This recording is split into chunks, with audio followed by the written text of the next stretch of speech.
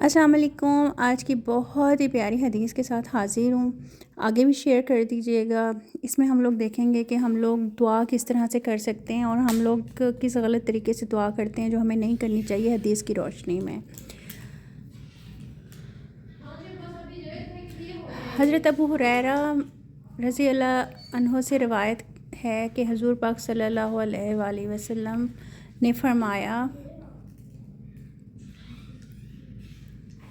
جب تم میں سے کوئی دعا کرے تو یوں کرے اور یوں کہے، اے اللہ اگر تو چاہے تو مجھے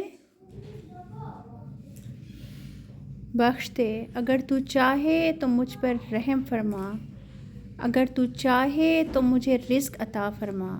بلکہ اسے چاہیے کہ وہ پورے عزم کے ساتھ دعا کرے، کیونکہ وہ جسے چاہے کرتا ہے، جسے نہ چاہے وہ نہیں کرتا۔ اسے کوئی مجبور کرنے والا نہیں ہے۔ اس لیے دعا بھی سیدھی مانگا کریں کہ اللہ تعالیٰ آپ کر سکتے ہو، آپ نے کرنا ہے، آپ ہی نے کرنا ہے اور کوئی نہیں ہے ہمارا یہ کام کرنے والا یا ہمیں صحت دینے والا یا روزی دینے والا یا ہمارا نصیب اچھا کرنے والا۔ دعا کو اس طرح سے نہ مانگا کریں، اگر آپ چاہیں تو کر دیں۔ دیکھیں، آپ لوگ اپنی حق میں دعا کر لیا کریں، اس کے بعد کہا کریں اللہ تعالیٰ اس کو ہمارے حق میں بہتر فرما دیں۔